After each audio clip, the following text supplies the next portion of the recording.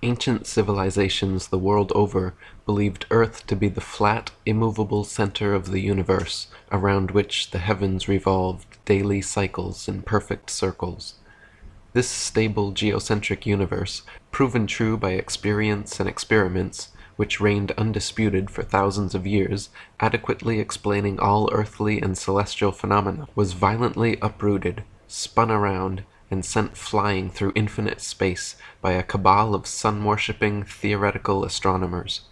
Early Masonic magicians like Copernicus, Kepler, Galileo, and Newton, along with their modern Masonic astronaut counterparts like Armstrong, Aldrin, and Collins, hand in hand with NASA and world Freemasonry, have pulled off the greatest hoax, propagated the most phenomenal lie, and perpetuated the most complete indoctrination in history. Over the course of 500 years, using everything from books, magazines, and television to computer-generated imaging, a multi-generational conspiracy has succeeded in the minds of the masses to pick up the fixed Earth, shape it into a ball, spin it in circles, and throw it around the sun. In schools where every professor's desk is adorned with a spinning Earth globe, we are lectured on the heliocentric theory of the universe, shown images of ball planets, and videos of men suspended in space. The illusion created, connivingly convincing, has entranced the world's population into blindly believing a maleficent myth. The greatest cover-up of all time, NASA and Freemasonry's biggest secret, is that we are living on a plane, not a planet, that Earth is the flat, stationary center of the universe. Lady Blunt wrote, "We are told that though the Earth has the appearance of being a vast plain with the sun moving high above and over the Earth, that what we see is a deception, it is an optical illusion, for it is not the sun that moves, but the Earth, with the sea and all that in them is, in the form of a globe, whizzing with terrific rapidity round the sun, located millions of miles away, its mean distance being assumed to be 91 millions of miles, and that the Earth travels at a rate of 68,000 miles an hour, or 19 miles every second." Alan Daves said, "If the government or NASA had said to you that the Earth is stationary, imagine that. And then imagine we are trying to convince people that no, it's not stationary. It's moving forward at 32 times rifle bullet speed and spinning at 1,000 miles per hour. We would be laughed at. We would have so many people telling us, 'You are crazy. The Earth's not moving.' We would be ridiculed for having no scientific backing for this convoluted moving Earth theory. And not only that, but then people would say, 'Oh, then how do you explain a fixed calm atmosphere and the sun's observable movement? How do you explain that?' Imagine saying to people, 'No, the atmosphere is moving also, but is somehow magically velcroed to the moving Earth. The reason is not simply because the Earth is stationary.' So, what we are actually doing is what makes sense. We are saying that the moving Earth theory is nonsense. The stationary Earth theory makes sense, and we are being ridiculed. You've got to picture it being the other way around to realize just how ridiculous this situation is. This theory from the government and NASA that the Earth is rotating and orbiting and leaning over and wobbling is absolute nonsense, and yet people are clinging to it tightly, like a teddy bear. They just can't bring themselves to face the possibility that the Earth is stationary, though all the evidence shows it. We feel no movement. The atmosphere hasn't been blown away. We see the sun move from east to west. Everything can be explained by a motionless Earth without bringing in all these assumptions to cover up previous assumptions gone bad. If the Earth were truly a spinning ball orbiting the sun, there are several tests and experiments which could be and have been conducted to prove or disprove the veracity of such a claim. For example, Danish astronomer Tycho Brahe famously argued against the heliocentric theory in his time, positing that if the Earth revolved in an orbit around the Sun, the change in relative position of the stars after 6 months of orbital motion could not fail to be seen. He argued that the stars should seem to separate as we approach and come together as we recede. In actual fact, however, almost 200 million miles of supposed orbit around the Sun, and not a single inch of parallax can be detected in the stars. Thomas Winship wrote, "If the Earth is at a given point in space on, say, January 1st, and according to present-day science at a distance of 190 million miles from that point 6 months afterwards, it follows that the relative position and directions of the stars will have greatly changed, however small the angle of parallax may be. That this great change is nowhere apparent and has never been observed incontestably proves that the Earth is at rest, that it does not move in an orbit round the Sun." Samuel Rowbotham wrote, "Take 2 carefully bored metallic tubes, not less than 6 feet in length, and place them 1 yard asunder on the opposite sides of a wooden frame or a solid block of wood or stone. So adjust them that their centers of axes of vision shall be perfectly parallel to each other. Now direct them to the plane of some notable fixed star a few seconds previous to its meridian time. Let an observer be stationed at each tube, and the moment the star appears in the first tube, let a loud knock or other signal be given, to be repeated by the observer at the second tube when he first sees the same star. A distinct period of time will elapse between the signals given. The signals will follow each other in very rapid succession, but still the time between is sufficient to show that the same star is not visible at the same moment by 2 parallel lines of sight when only 1 yard asunder. A slight inclination of the second tube towards the first tube would be required for the star to be seen through both tubes at the same instant. Let the tubes remain in their position for 6 months, at the end of which time the same observation or experiment will produce the same results. The star will be visible at the same meridian time, without the slightest alteration being required in the direction of the tubes, from which it is concluded that if the Earth had moved 1 single yard in an orbit through space, there would at least be observed the slight inclination of the tube, which the difference in position of 1 yard had previously required. But as no such difference in the direction of the tube is required, the conclusion is unavoidable, that in 6 months a given meridian upon the Earth's surface does not move a single yard, and therefore that the Earth has not the slightest degree of orbital motion. When Tycho Brahe demonstrated that after 190 million miles of supposed orbit around the Sun, not a single inch of parallax could be detected, desperate heliocentrists, instead of conceding, doubled down, claiming the stars were all actually trillions upon trillions of miles away from us, so distant that no appreciable parallax could ever be detected. This convenient explanation, which heliocentrists have clung to for centuries, has proven satisfactory to silence the uninquisitive minds of the masses, but still fails to adequately address many observable phenomena, such as our wildly implausible synchronization with Polaris. William Carpenter wrote, "The idea that the Earth, if it were a globe, could possibly move in an orbit of hundreds of millions of miles with such exactitude that the crosshairs in a telescope fixed on its surface would appear to glide gently over a star millions of miles away, is simply monstrous, whereas with a fixed telescope it matters not the distance of the stars, though we suppose them to be as far off as the astronomer supposes them to be, for, as Mr. Richard Proctor himself says, the further away they are, the less they will seem to shift. Why, in the name of common sense, should observers have to fix their telescopes on solid stone bases so that they should not move a hair's breadth, if the Earth on which they fix them moves at the rate of 19 miles in a second? Indeed, to believe that Mr. Proctor's mass of 6,000 million tons is rolling, surging, flying, darting on through space forever, with a velocity compared with which a shot from a cannon is a very slow coach, with such unerring accuracy that a telescope fixed on granite pillars in an observatory will not enable a lynx-eyed astronomer to detect a variation in its onward motion of the 1,000th part of a hair's breadth, is to conceive a miracle compared with which all the miracles on record put together would sink into utter insignificance.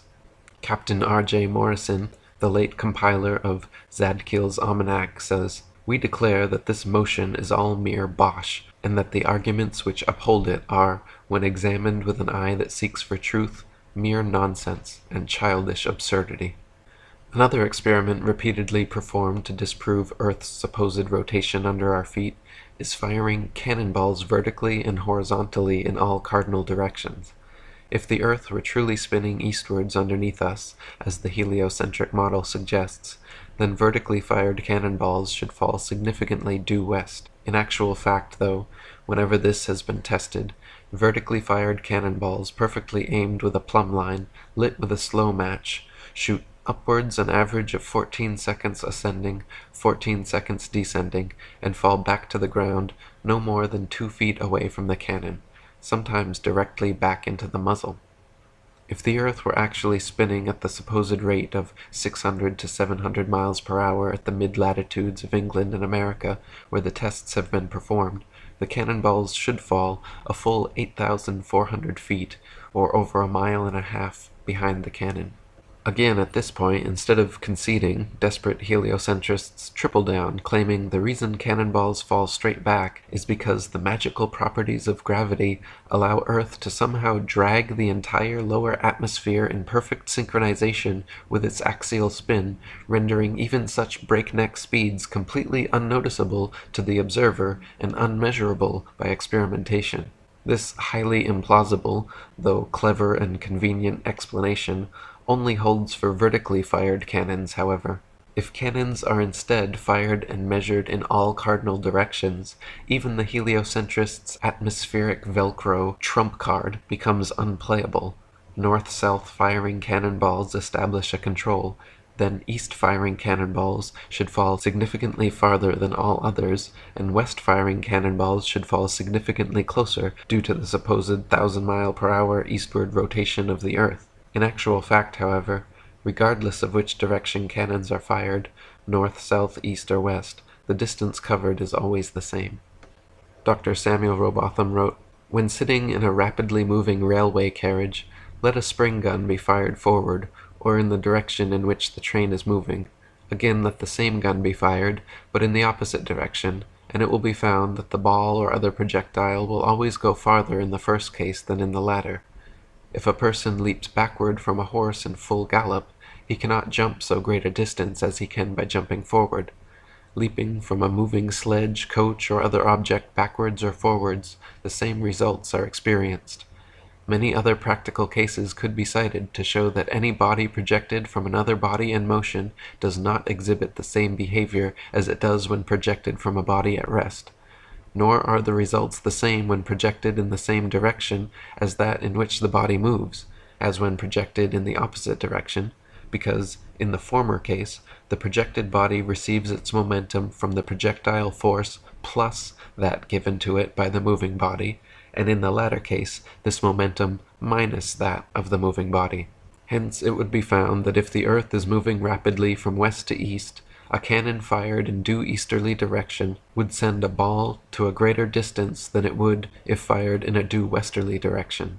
But the most experienced artillerymen, many of whom have had great practice both at home and abroad, in almost every latitude, have declared that no difference whatsoever is observable, that in charging and pointing their guns, no difference in the working is ever required. Gunners in warships have noticed a considerable difference in the results of their firing from guns at the bow when sailing rapidly toward the object fired at, and when firing from guns placed at the stern while sailing away from the object, and in both cases the results are different to those observed when firing from a ship at perfect rest. These details of practical experience are utterly incompatible with the supposition of a revolving Earth." William Carpenter wrote, "It is in evidence that if a projectile be fired from a rapidly moving body in an opposite direction to that in which the body is going, it will fall short of the distance at which it would reach the ground if fired in the direction of motion. Now since the Earth is said to move at the rate of 19 miles in a second of time from east to west, it would make all the difference imaginable if the gun were fired in an opposite direction. But as, in practice, there is not the slightest difference whichever way the thing may be done, we have a forcible overthrow of all the fancies relative to the motion of the Earth." During the Crimean War, the subject of artillery fire in connection with the Earth's rotation became a hotly discussed topic among military men, scientists, philosophers, and statesmen. Around this time, on December 20th, 1857, British Prime Minister Lord Palmerston wrote to the Secretary of War, Lord Panmure, stating, "There is an investigation which it would be important, and at the same time easy to make, and that is, whether the rotation of the earth on its axis has any effect on the curve of a cannonball in its flight. One should suppose that it has, and that while the cannonball is flying in the air, impelled by the gunpowder, in a straight line from the cannon's mouth, the ball would not follow the rotation of the earth in the same manner which it would if lying at rest on the earth's surface.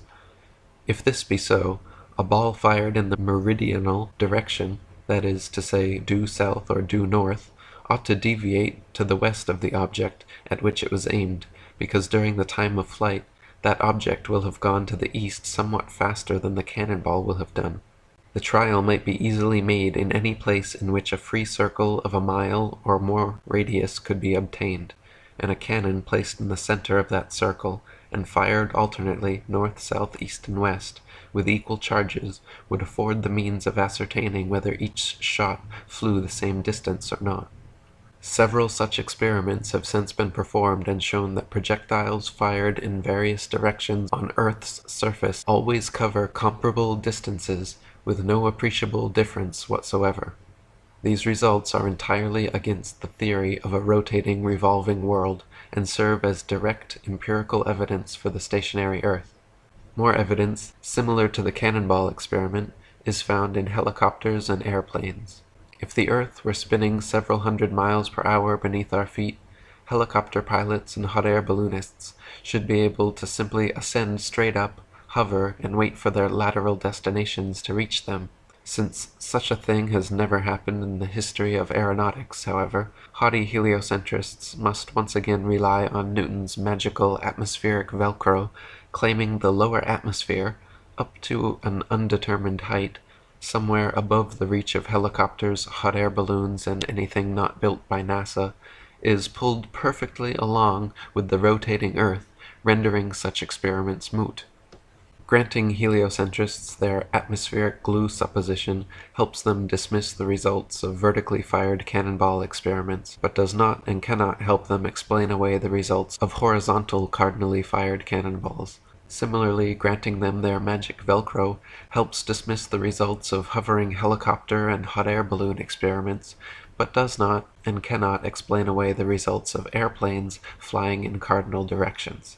For instance, if both the Earth and its lower atmosphere are supposedly rotating together eastwards 1,038 miles per hour at the equator, then airplane pilots would need to make an extra 1,038 mile per hour compensation acceleration when flying westwards.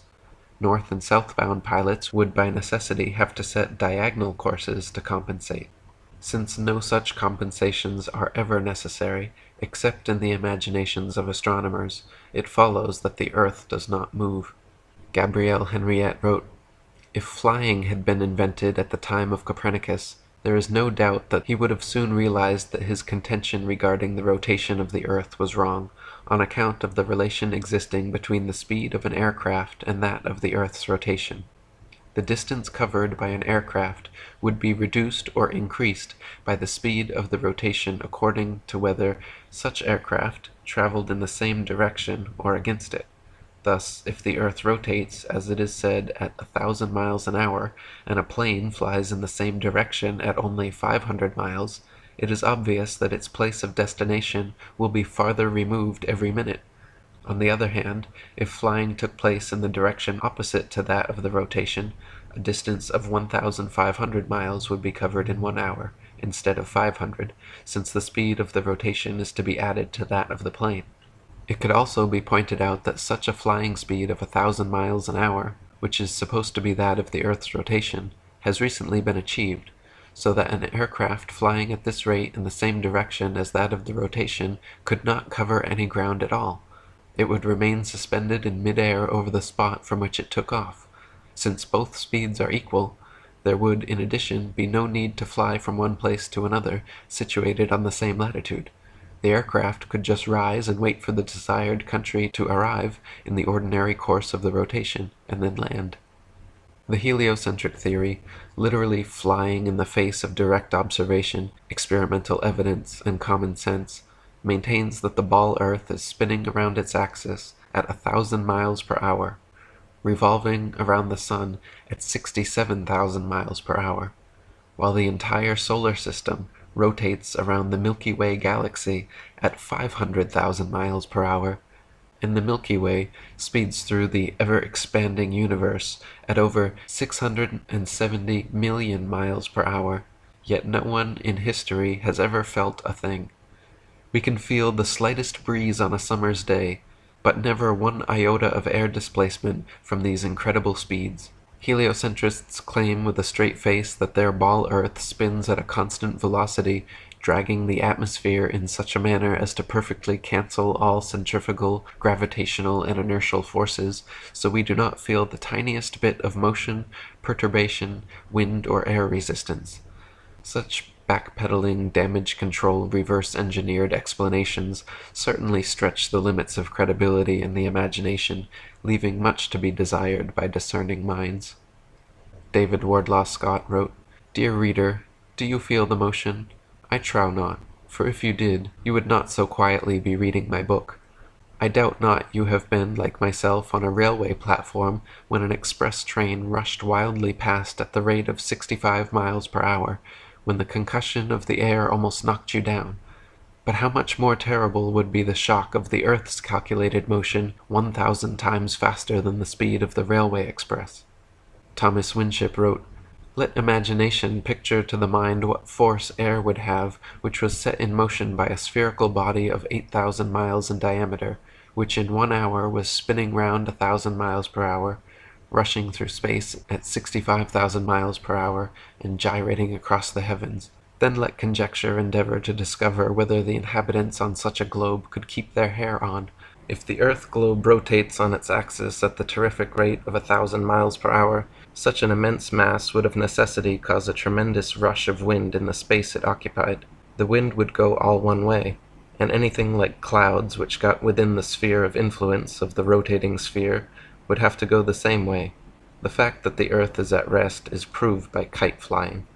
If the earth and atmosphere are constantly revolving eastwards at 1,000 miles per hour, how is it that clouds, wind, and weather patterns casually and unpredictably go every which way, often traveling in opposing directions simultaneously? Why can we feel the slightest westward breeze, but not the earth's incredible supposed 1,000 mile per hour eastward spin? And how is it that the magic velcro of gravity is strong enough to drag miles of Earth's atmosphere along, but weak enough to allow little bugs, birds, clouds, and planes to travel freely unabated in any direction? David Wardlaw Scott wrote, "What about the lark which at early morn soars aloft, trilling its lays of luscious melody? Why was it not swept away in the tumultuous atmosphere? But it still continues singing in happy ignorance of any commotion in the heavens.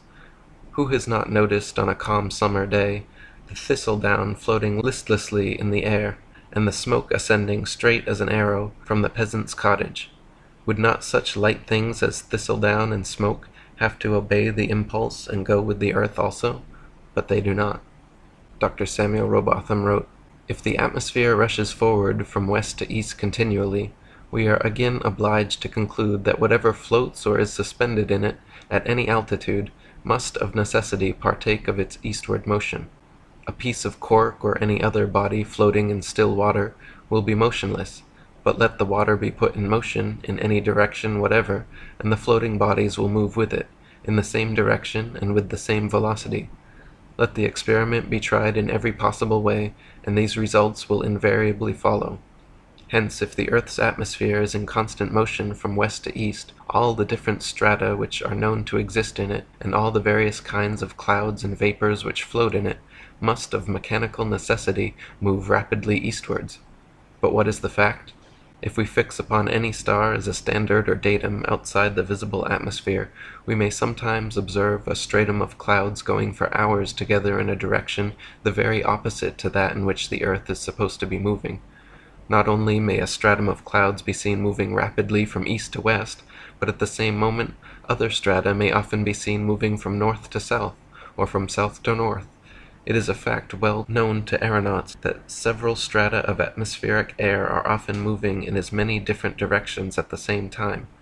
On almost any moonlit and cloudy night, different strata may be seen not only moving in different directions, but, at the same time, moving with different velocities, some floating past the face of the moon rapidly and uniformly, and others passing gently along, sometimes becoming stationary, then starting fitfully into motion, and often standing still for minutes together. In his book South Sea Voyages, Arctic and Antarctic explorer Sir James Clark Ross described his experience on the night of November 27, 1839, and his conclusion that the Earth must be motionless. The sky being very clear, the planet Venus was seen near the zenith, notwithstanding the brightness of the meridian sun. It enabled us to observe the higher stratum of clouds to be moving in an exactly opposite direction to that of the wind, a circumstance which is frequently recorded in our meteorological journal, both in the northeast and southeast trades, and has also been observed by former voyagers. Captain Basil Hall witnessed it from the summit of the peak of Teneriffe, and Count Strzelecki, on ascending the volcanic mountain of Kyrenia, in Oahe, reached at 4,000 feet, an elevation above that of the trade wind, and experienced the influence of an opposite current of air of a different hygrometric and thermometric condition.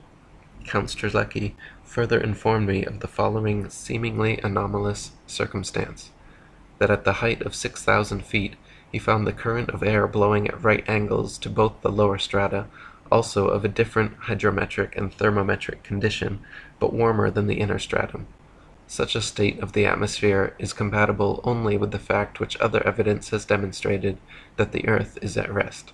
William Carpenter wrote, "It is a well-known fact that clouds are continually seen moving in all manner of direction. Yes, and frequently in different directions at the same time, from west to east being as frequent a direction as any other.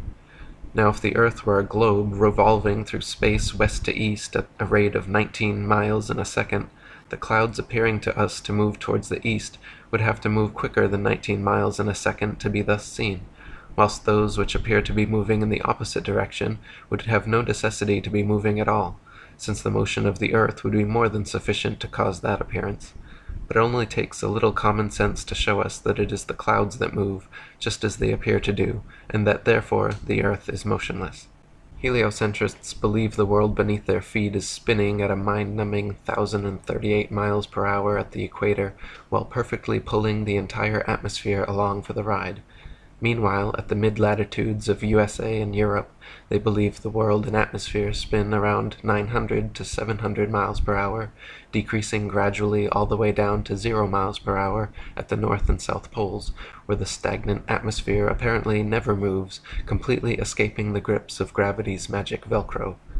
This means at all latitudes, every inch of the way, the atmosphere manages to perfectly coincide with the supposed speed of the earth, compensating from 0 miles per hour at the poles all the way up to 1,038 miles per hour at the equator, and every speed in between. These are all lofty assumptions heliocentrists make without any experimental evidence to back them up. Marshall Hall said, "In short, the sun, moon, and stars are actually doing precisely what everyone throughout all history has seen them do. We do not believe what our eyes tell us because we have been taught a counterfeit system which demands that we believe what has never been confirmed by observation and experiment. That counterfeit system demands that the earth rotate on an axis every 24 hours at a speed of over 1,000 miles per hour at the equator. No one has ever seen or felt such movement, nor seen or felt the 67,000 mile per hour speed of the Earth's alleged orbit around the Sun, or its 500,000 mile per hour alleged speed around a galaxy, or its retreat from an alleged Big Bang at over 670 million miles per hour. Remember, no experiment has ever shown the Earth to be moving. Add to that the fact that the alleged rotational speed we've all been taught as scientific fact must decrease every inch or mile one goes north or south of the equator, and it becomes readily apparent that such things as accurate as aerial bombing in World War II down a chimney from 25,000 feet with a plane going any direction at high speed would have been impossible if calculated on an Earth moving below at several hundred miles per hour and changing constantly with the latitude. Before heliocentric indoctrination, any child will look up to the sky and notice that the sun, moon, and stars all revolve around a stationary Earth. All evidence from our perspective clearly demonstrates that we are fixed, and the heavenly bodies circle around us. We feel the earth as motionless, and observe the sun, moon, stars, and planets to be moving entities. To suspend this common-sense geocentric perspective and assume that it is actually the earth rotating beneath us daily while revolving around the sun yearly is quite a theoretical leap to take without any empirical evidence to land on. Alan Daves said, "Ignorant folk think that such minority opinions as geocentrism are conspiracy theories. There is a real conspiracy, for sure, but the sad thing is it is mostly a conspiracy of willful and apathetic ignorance for numerous reasons. The very people who would call geocentrists quack conspiracy theorists are either themselves completely ignorant of even modern cosmological axioms and principles of gravitation and mechanics, or they are just playing stupid, hoping no one will notice or call their bluff. What's even more hilarious is the fact that even folk like Stephen Hawking and a few intellectually honest physicists and cosmologists who would read what we are saying and are capable of understanding it know that what we have been saying is absolutely true. Not only do they admit that, but even snicker about it to each other. But they won't dare to address that too openly with the dumb, ignorant masses. Best not to confuse the common folk with unnecessary information and facts. Even more sad are all the others out there who don't have a clue what I'm saying here and shake their heads, thinking they know something about physics that tells them that the Earth moves. If only they studied the textbooks and peer-reviewed papers a little closer, they would realize just how absolutely ignorant with a capital I that argument really is."